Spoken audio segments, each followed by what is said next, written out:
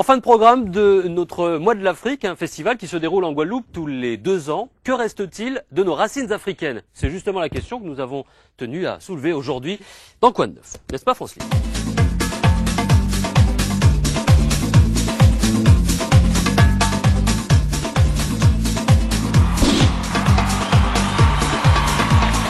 Mesdames et messieurs, quoi de neuf aujourd'hui sur nos racines africaines? On a décidé d'en parler avec tous nos invités. Pouvons-nous encore se revendiquer d'Africains? Quels sont nos liens avec l'Afrique? Nous en parlons tout de suite avec vous aussi, Mumu. Oui, bonjour Jean-Marc. Bonjour, pas mal. Pêche, hein, apparemment. J'essaye. Ah ben nous, toujours sur ce même thème, nous sommes partis à la rencontre d'un Guadeloupéen d'origine africaine. Il est installé en Guadeloupe depuis à peu près 10 ans.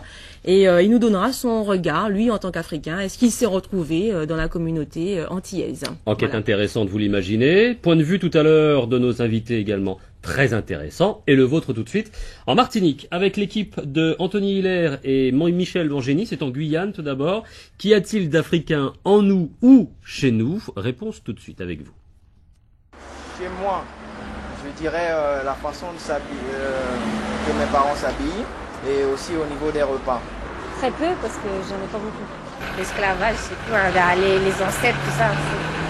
Beaucoup, hein. Parce que j'ai quand même... moi, je suis d'origine africaine déjà. Alors, je suis 50 africains et 50 antillaises. En moi, je sais pas, j'en ai pas. Je pense pas en avoir. Mais on parle toujours de nos ancêtres africains, mais on fait...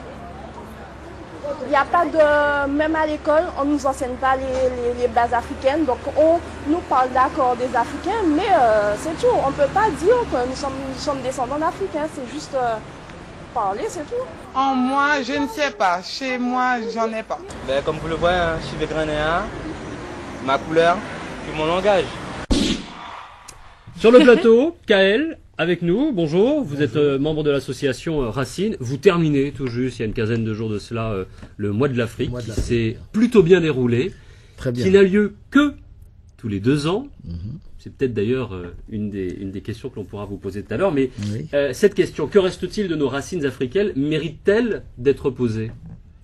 Ben, c'est une question qui a sa valeur. Moi, je dirais que ce qui reste de nos racines africaines, c'est nous-mêmes. Parce que le Guadeloupéen africain ou l'Africain guadeloupéen, si on est anglophone, par exemple, on nous appellerait des Africains guadeloupéens. Donc, comme aux États-Unis, voilà, donc c'est simplement que Afro-Américains, la politique, on va dire, française a été une politique d'assimilation. Et ce qui fait qu'on ne se définit plus comme étant des Africains, mais plutôt des créoles. C'est un terme un peu mal employé en ce qui nous concerne. Bon, ben, pour nous, les racines africaines, elles sont là. Donc la question ne se pose pratiquement pas. Maintenant, pas ce se serait poser, à savoir pourtant... qu'est-ce qu'on fait de ces racines. Voilà. Ouais. Mais enfin, le débat reste posé. Et Alors, reste on a ouvert. une personne qui a répondu dans le micro-trottoir, moi je n'ai rien d'africain. Oui, j'ai vu sa tête d'ailleurs. Son phénotype. Oh, délit de faciès. J'ai vu son phénotype, comme on dit en termes savants. Non, je pense que ça s'explique par l'histoire. L'Africain a été diabolisé à travers notre histoire, donc d'esclavage, de colonisation. Donc, on va dire la majeure partie Diabolisé ou victime? victime, c'est-à-dire qu'il y a eu aussi toute une éducation qui nous a poussé à rejeter l'Afrique et cette part de nous-mêmes. Donc effectivement, ça ne me surprend pas de voir effectivement dans ce micro-trottoir des gens qui disent moi je n'ai rien à voir avec l'Afrique parce que c'est une manière pour eux peut-être de s'évader, de s'échapper des difficultés qui sont reliées au fait d'être africain. Vous êtes conscient que ce n'est pas la seule?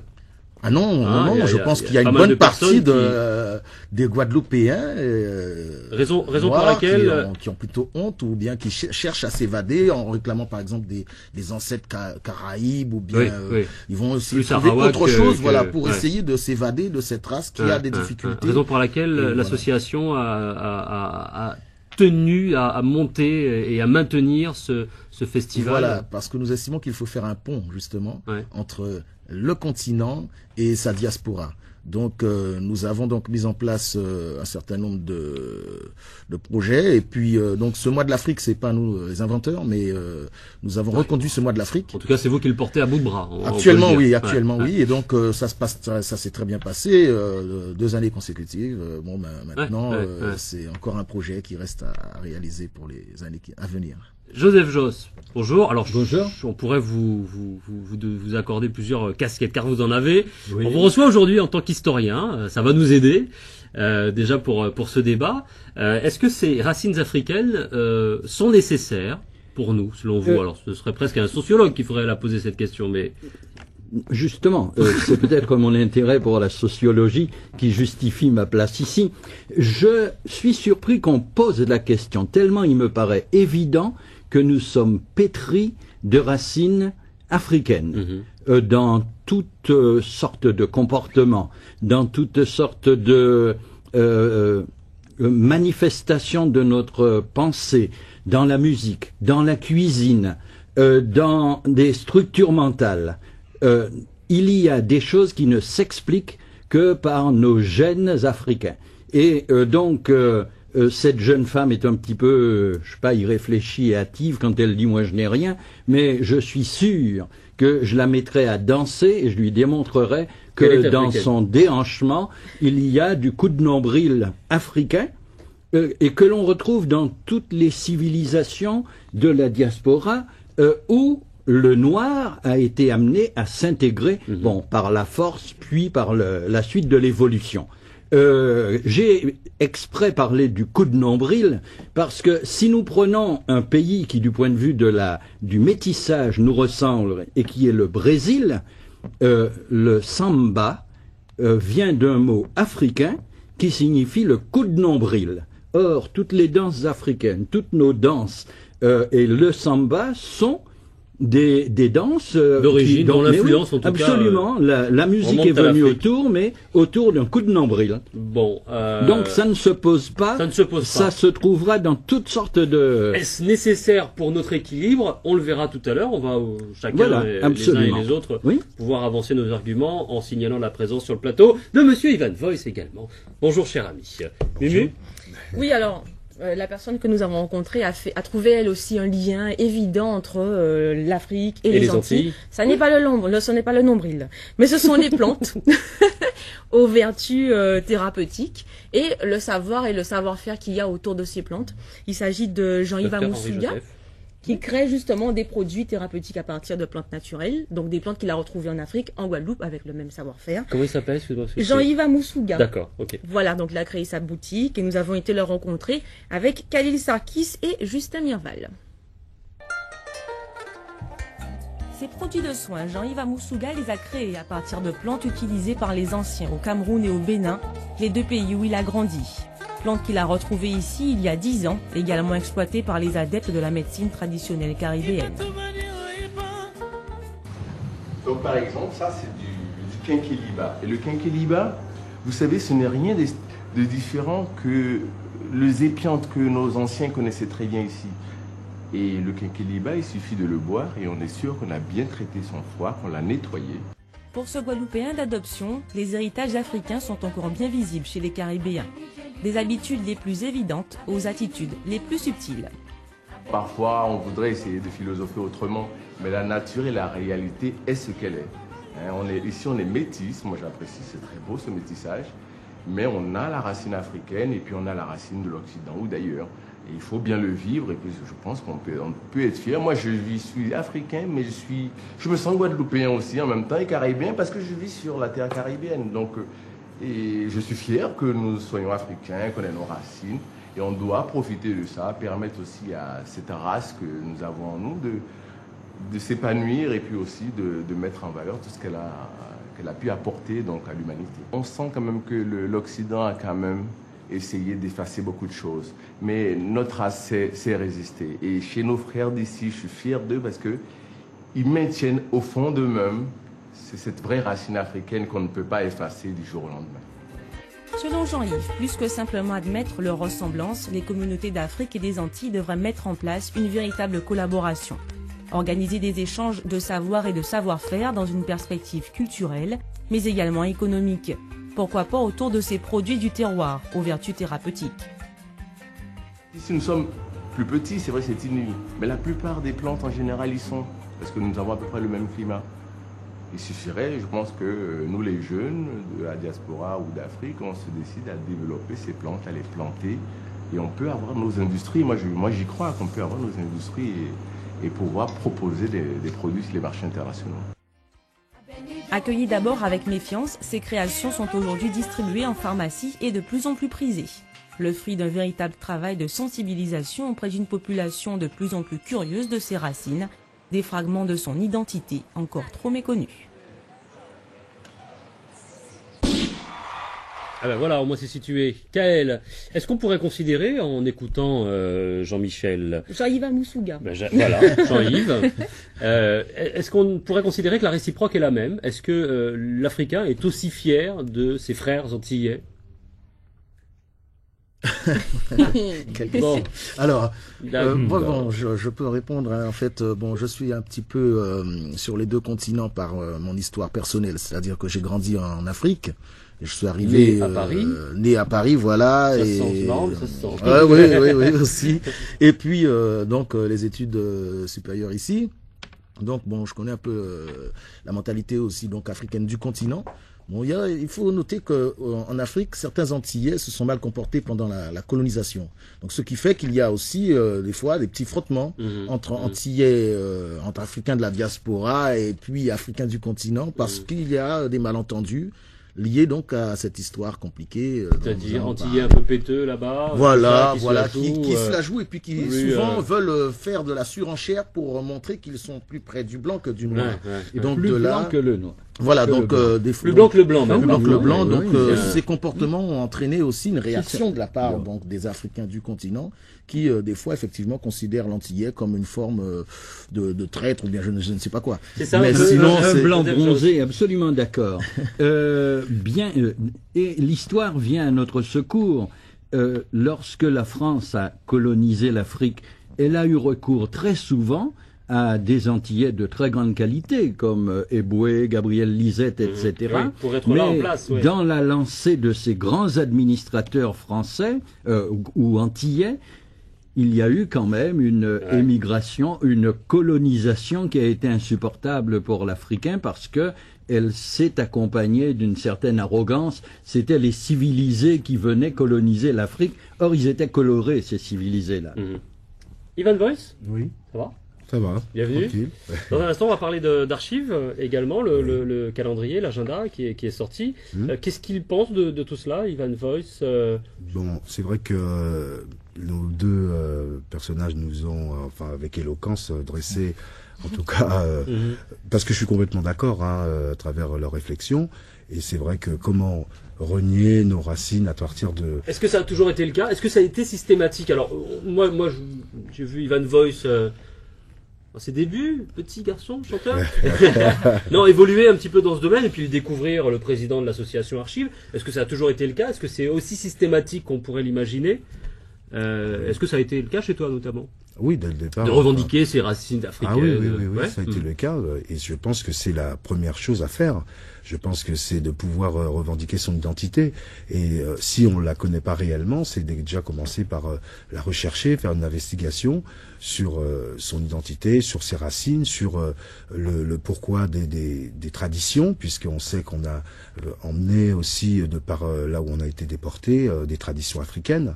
Donc, à partir de là, ce serait difficile, c'est vrai, de renier cela, puisqu'on a le poids d'Angole, on a la soupe Congo, ne serait-ce qu'en Guadeloupe. Monsieur Josse, est-ce qu'on peut dire que c'est un petit peu finalement l'école qui n'a pas fait son boulot?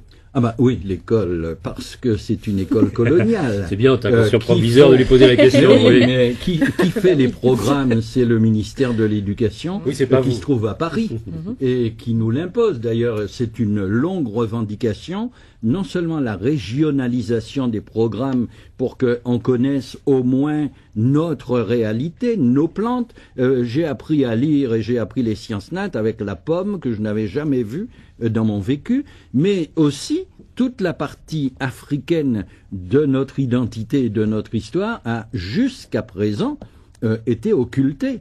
Donc, il est tout à fait normal que cela soit inconscient comme chez cette jeune femme, ou bien parfaitement rejeté, puisque ça n'est pas enseigné, c'est pas bon. Oui, d'ailleurs, il y a un poète qui a dit « Je ne veux plus aller à leur école ». Donc là, c'est un petit clin d'œil. Mais ceci dit, l'école, effectivement, lorsqu'elle parle de l'Afrique, c'est toujours par rapport à l'esclavage. Donc généralement, on fait commencer notre histoire, on va dire, à partir du 18e, 17e siècle maximum, alors qu'en fait, il y a eu tout un background. L'Afrique, elle est très très ancienne, c'est même la mère de l'humanité. Donc tout cet aspect-là n'est pas enseigné effectivement à l'école. Qu'y a-t-il d'Africains en nous ou chez nous, notamment chez vous, en Martinique? Jocelyn Abatucci, Gérard Césaire. Qu'y a-t-il d'Africains chez les Antillais? D'Africains chez les Antillais? Oui, qu'y a-t-il d'Africains? Les traits, leur attirance pour certaines musiques. Quoi d'autre? Qu'est-ce que je peux te dire? La joie de vivre, peut-être. Qu'y a-t-il d'Africains, selon vous, chez les Antillais? Oh, je ne sais pas vous dire. La couleur. Enfin... La couleur ou quoi? Oui. Non, mais dis-moi, qu'y a-t-il d'Africains chez les Antillais? Dis-moi, tu as une idée? Je sais pas moi. La couleur, d'accord, ensuite. Le sang. Les ancêtres. La couleur. En dehors de la couleur, il n'y a que la couleur, à ton avis, qui nous... Peut-être cette mentalité également. Ouais. Façon de se vêtir, de se nourrir également. Peut-être ça. Y a-t-il quelque chose d'africain en nous, Antillais? En nous, Antillais, oui. Si, on a, par exemple, le linge, le tissu, l'habillement, assez souvent. Et puis aussi, il y a la couleur, la peau. C'est vrai qu'on a des traits négoïdes, mais bon, nous sommes tellement métissés maintenant que...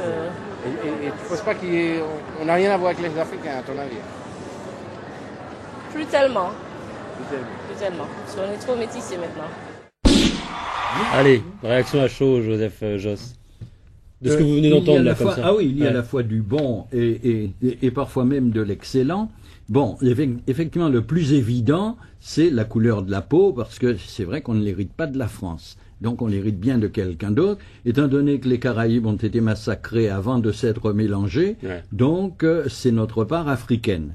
Mais cette part africaine a l'air d'être, dans les propos qui ont été tenus, subie, admise comme une fatalité, diabolisée. En tout cas, pas révélée. Donc, mais voilà. Vous parlez beaucoup d'inconscience, en fait. Mais absolument, c'est notre a priori inconscient. Bon, on est décoloré parce qu'on a été issu de l'Afrique. Mais tout le reste, le conscient, une éducation d'une part, une histoire d'autre part, l'histoire coloniale nous a appris à nous sentir français, c'est l'assimilation. Alors, justement, pour sortir de cette espèce d'image négative de l'Afrique, qu'est-ce que l'association Racine propose? Bien, alors plusieurs choses. Tout d'abord, un bimestriel donc qui s'appelle Racine. Très bien. Efficacité. Donc, à travers ce journal, on donne quelques enseignements, quelques renseignements sur l'Afrique, sur ses grands penseurs, sur ses grands leaders. Par exemple Nelson Mandela, par exemple. Bon, aussi toute la diaspora africaine. Bon, Malcolm X, Marcus Garvey, Martin Luther King, tous ces gens qui ont marqué l'histoire, on va dire, du monde. Pas seulement l'histoire du monde noir, mais l'histoire du monde en général. Bon, il y a aussi, donc, nous faisons aussi le relais du travail qui est fait par Archives, puisque nous parlons aussi, dans certains de nos articles, des inventeurs noirs, parce qu'il faut aussi noter l'apport de l'Afrique à l'humanité tout entière. Bon, il y a aussi des plats, il y a des noms de famille, des prénoms, parce que les enfants, souvent les gens regardent la télé, ils donnent des noms du genre Suelen ou, bon, je suis un peu dépassé, mais disons... oui, les bons feuilletons. Bon, voilà, les feuilletons bien américains, etc. Donc, nous avons proposé des noms africains qui ont une valeur, une signification. Et donc, voilà, bon, aussi les plats de cuisine, puisque nous cuisinons des fois africains sans le savoir. Moi, je suis de Marie-Galante, il y a le bébélé. Oui. Par exemple. Donc, il y a tout cela que nous essayons de mettre en avant. Et c'est ça, on doit lutter, on doit lutter pour préserver tout ça, pour continuer d'éduquer, entre guillemets, ou rééduquer, puisque l'éducation initiale n'a pas été bien faite. Absolument, parce que c'est pour le moment inconscient. Mais lorsque ça arrivera à la conscience, vous verrez qu'on va s'en emparer pour en faire une spécialité. Je vais prendre 3 petits exemples de vocabulaire. Oui. Bon, tout le monde connaît le bonda. Oui. Eh bien, on a cherché dans des racines espagnoles d'où ça venait, Et c'est un mot africain que l'on retrouve en brésilien. Et qui veut en dire la même brésilien, les fesses, c'est la bunda. Les parents vous disent, vous taper na bunda, je vais te taper sur les fesses. Bon, et d'une. Bon, donc nous savons maintenant que bunda est africain. Ouais. Il y a un plat typique de chez nous qui est l'acra. Oui. Mais l'acra vient d'un mot africain et d'un plat africain, d'une spécialité africaine que l'on retrouve aussi au Brésil et qui s'appelle acarajé. Donc entre Accra et acarajé, bon, je crois que l'affiliation est. Et le troisième, nous avons une variété de crabes qu'on appelle les siriques au Brésil. Le crabe farci s'appelle la casquinha, donc la petite tête de Syrie. Donc tout ça, c'est un héritage africain et ce ne sont pas des coïncidences, c'est la diaspora qui se dispersant a réparti dans les différents secteurs où elle s'est implantée des choses africaines. Et on va en trouver d'autres. Oui, je vous fais confiance. Qu'y a-t-il d'Africains en nous ou chez nous? Réponse maintenant en Guadeloupe avec Fabien Bouche-Sèche. Il y a des moments où j'ai envie de m'habiller à l'africaine, parce que je me sens proche des Africaines. Et voilà. Et pourquoi en fait C'est important pour vous? C'est important, puisque ce sont des noirs comme nous-mêmes. Nous sommes des Africaines aussi. Hein. La couleur peut-être, c'est pas la couleur de la peau. Mon nom de famille, mon nom de famille c'est Kanga, K-A-N-G-A. Peut-être que je peux vous dire que ce nom-là, c'est africain. Ça a l'air d'être africain, mais je suis d'origine guadeloupéenne. Moi, je suis à la recherche de mes ancêtres. Je lis beaucoup, je lis beaucoup sous la culture africaine. Je m'intéresse à tout ce qui est leur littérature, leur histoire, leur façon de vivre et tout. J'ai des potes africains, donc on discute. On va dire au niveau de l'habillement, au niveau le style, l'habillement, la coiffure et le mode de vie aussi. Il y a des foot à pain, il y a aussi des ignames, il y a aussi des bananes pays. Et puis voilà. Il y a quoi? Il y a les traductions, les tambours, tout ça, les léos qu'il y a, tout. Gaël, on parlait beaucoup de vision, enfin de vêtements, de paraître également. On doit marquer son appartenance africaine obligatoirement. Moi, avec je reviendrai habillé en boubou. Sur un point qui est essentiel, c'est nous-mêmes. Tous les apports en matière culinaire ou bien vestimentaire, etc., c'est bien intéressant, ou bien même linguistique, mais ce n'est pas l'Afrique dans sa totalité. L'Afrique, c'est nous-mêmes. À partir du moment où le Guadeloupéen d'origine africaine, donc l'Afro-Guadeloupéen ou l'Africain guadeloupéen se revendiquera en termes d'africanité, là, on va faire un pas. Pour l'instant, qu'on note petit à petit, ça y est, il y a des éléments, comme le disait mon voisin Bonda ou bien etc. qui vient d'Afrique, ça c'est une évidence. Effectivement, dans notre créole, dans nos coutumes locales, il y a effectivement des vestiges, on va dire, de l'apport africain. Mais la première chose qui doit nous intéresser, c'est nous, notre identité. Qui sommes-nous? Que faisons-nous? Où allons-nous? Et pour tous ceux que ça intéresse, vous renvoyez certains à certains ouvrages. Alors bien sûr, il faut revoir les classiques. Aimé Césaire, Pigment névralgie de Léon contre Damas, Aimé Césaire, Cahier d'un retour au pays natal et Discours sur le colonialisme aussi. Baldor de Guy Tyrolien, et puis encore bien d'autres choses, Cheikh Anta Diop, etc. Ah, Ivan Voice. Et puis Archives. Et puis le calendrier Noirs et célèbres, le 2006, qui est sorti là il y a quelques semaines, passé et présent. Numéro combien là pour 5e édition. 5e édition. Voilà. Content? Satisfait? Gros succès? Ouais, ça va. Non, qu'est-ce qu'il y a? Si, très bien. Il n'est pas content. Ah bah si, pourquoi je serais pas content? Quoi? Non. Le principe, on va le rappeler pour ceux qui ne le connaissent pas, mais c'est des gens qui viennent d'arriver, donc ça. Voilà. Pour ceux qui ne le connaissent pas. C'est quoi le principe?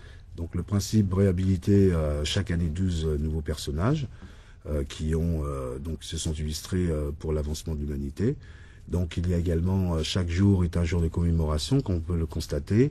Et puis donc il y a des personnages comme Louis Mathieu, Granville T-Woods, qu'on voit à l'image, qui est l'inventeur de l'émetteur de téléphone, le premier député guadeloupéen en 1849, qui a siégé à l'Assemblée nationale. Il y a Norbert Rillieux, en passant par Steve Biko. Là également... Apparition du premier journal black, Freedom Journal. Voilà. Bingo, 16 mars. 16 mars. Bien vu, hein. Ouais. Grosse réussite. Ça s'est vraiment étoffé. C'est un gros travail. J'ai vu les premières éditions pour y avoir un petit peu participé. Oui. C'était très léger, hein. Il y avait 1 ou 2 événements. Et puis là, chaque jour, on a voulu donner à foison, effectivement, tous les éléments avec les dépôts de brevets qu'on peut voir aussi en bas du calendrier. Oui. Ouais. Excusez-moi, je voulais vous montrer tout ça. Ouais. C'est en vente un peu partout, dans toutes les bonnes librairies, voire même ailleurs. Vous êtes en signature un peu partout. D'ailleurs, en Martinique, en Guyane, vous n'allez pas? En Guyane, on doit être invité à venir. Donc le message est lancé là. On était à Saint-Martin, ça s'est très bien passé. Martinique aussi en séance de. Vous êtes appelé dans les écoles également pour des rencontres, des rencontres, des discussions, non, des conférences, débats, expositions. Excuse-moi. Très sérieux cette histoire. C'est d'autant plus difficile que vous ne trouvez pas les informations facilement. Donc il faut un travail quand même fondamental de recherche où il faut aller sur des sites internet, du reste à ce titre. Oui, à ce titre. À ce titre, l'association archive.com pour tout renseignement et autres. Donc voilà. Voilà, le calendrier de l'association Archive. Merci Van Voigt. Un petit peu de musique de temps en temps? Oui, de la musique, toujours. Je prépare l'album et puis en plus j'en profite pour saluer Madame Lydia Irep qui fait un travail terrible avec nous. Merci Joseph Josse d'avoir été avec nous. Kael, bon courage. Rendez-vous dans 2 ans pour le mois de l'Afrique, mais j'espère avant quand même. Merci de nous avoir suivis. Qu'est-ce qu'on fait? On parle demain de voitures, les passionnés de voitures. Le tuning. À demain.